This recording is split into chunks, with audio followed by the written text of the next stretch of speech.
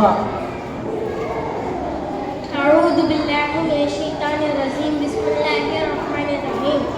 إن الحمد لله نحمده ونصلي على رسول الكريم. أما بعد فقد قال تعالى وقل للمؤمنات من أبصارهم فجورهن وقال النبي صلى الله عليه وسلم النساء حبائل الشيطان.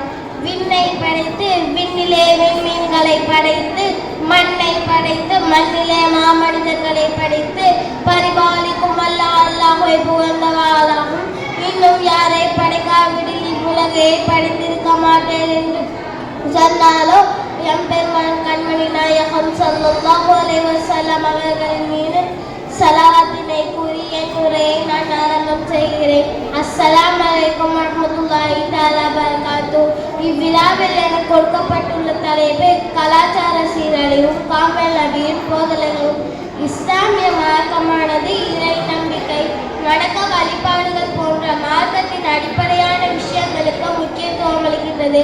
அதே முறை முஸ்லிம் கலாச்சார விழுமியங்களுக்கும் அதை நடைமுறைப்படுத்துகின்றது.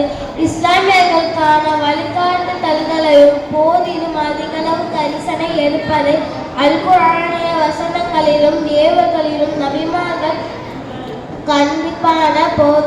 கண்டிப்பான காண்கின்ற முடிகின்றது.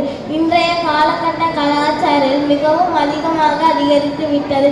அந்த கலாச்சார சீரழிவில் மிகவும் அதிகமாக மாட்டிக்கொண்டவர்கள் வாலிப ஆண்களும் வாலிப பெண்களும் தான். இதனை ஷைத்தான் எப்படி கொண்டு வந்திருக்கின்றான் என்று தெரியுமா?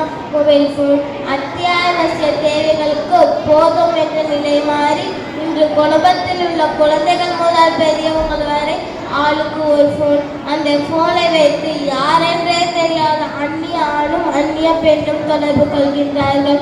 இதையெல்லாம் ஹராம் என்று சொன்னால் அவர்கள் என்ன சொல்வார்கள் என்று தெரியுமா? நாங்கள் அண்ணன் தங்கையாக பழகிறோம் அல்லது நண்பர்களாக பழகிறோம் என்று சொல்வார்கள். இப்படி ஆரம்பித்து இது கண்டிப்பாக விபச்சாரத்தில் தான் முடியும். அல்லாஹ் தஆலா நம்மை பாதுகாப்பானாக.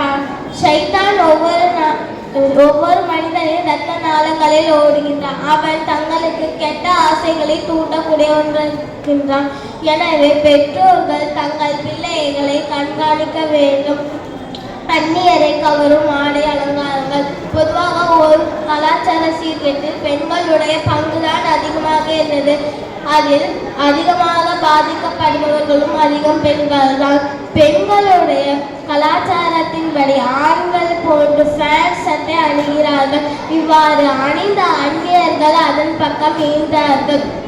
தானும் அவர் பக்கம் சாய்கிறார். நபி ஸல்லல்லாஹு அலைஹி வஸல்லம் கூறினார்கள், இதுவும் என்னுடைய உம்மத்தில் ஏற்படும் என்று சொன்னார்கள். நபி ஸல்லல்லாஹு அலைஹி வஸல்லம் கூறினார்கள், ஒரு பெண் அவளை நான் பார்த்ததில்லை, அவள் என்னுடைய சமுதாயத்திலே வருவாள். அவள் எப்படி இருப்பாள் என்று தெரியுமா? ஆடை அணிந்திருப்பாள், ஆனால் நிர்வாணமாக இருப்பாள். அவள் பிறர் பக்கம் சாய்வாள், பிறரை அவள் பக்கம் சாய்ப்பாள். அவள் நரகத்தை சார்ந்தவள், சொர்க்கத்தின் நறுமணத்தை கூட துவக்க மாட்டாள். எனவே இதை விட்டும் அல்லாஹ் நம்மளை பாதுகாப்பானாக. அல்லாஹ் கூறுகின்றார், நபியே நீங்கள் மூமினான பெண்களுக்கு கூறுங்கள், அவர்கள் தங்களுடைய பார்வையை தாழ்த்தி கொள்ளட்டும், தங்களுடைய கர்ப்புகளை பாதுகாத்துக் கொள்ளட்டும். எனவே வெளி அலங்காரங்களை தவிர வேறு எதையும் வெளிப்படுத்த வேண்டாம். உடலை மறைக்கக்கூடிய ஹிஜாபை எடுத்துக்கொண்டால் அது ஹிஜாப். ஹிஜாப் அணிந்து உடல் அலங்காரங்களை மறைக்கக்கூடியது. ஹிஜாப் அணிந்து செல்ஃபி எடுத்து போட்டால் அதுவே அழகு. அதுக்கு யாரென்றே தெரியாத அந்நிய ஆண் லைக் செய்து கமெண்ட் செய்தால் அந்த பெண்ணிற்கு அவ்வளவு சந்தோஷம். இதையெல்லாம் அவளிடம் சொன்னால் அவர் என்ன சொல்வார்கள் என்று தெரியுமா? இதெல்லாம் இந்த காலத்துல ஃபேஷன் ட்ரெண்ட் என்று சொல்வார். இதை மாற்ற முடியுமா என்று கேட்பார்கள். ஹிஜாப் என்பது உடல் அலங்காரங்களை மறைத்து அந்நியர்கள் மீது நம் பார்வைப்படாமல் இருப்பதற்கு தான் ஹிஜாப். ஹிஜாப் அணிந்த அதிலும் இறுக்கமான ஹிஜாப் அணிகிறார்கள். அதிலும் கலர் கலராக ஹிஜாப் அணிகிறார்கள்.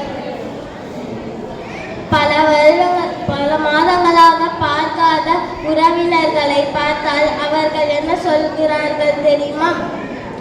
நீங்கள் எப்படி இருக்கிறீர்கள் என்று கேட்பதில்லை. அதற்கு மாறாக இந்த ஹிஜாபை எந்த கடையில் வாங்கினீங்க என்று கேட்கிறார்கள். இவ்வளவு அளவுதான் கலாச்சார சீர்கேட்டில் பெண்களுடைய பங்குதான் இருக்கின்றது.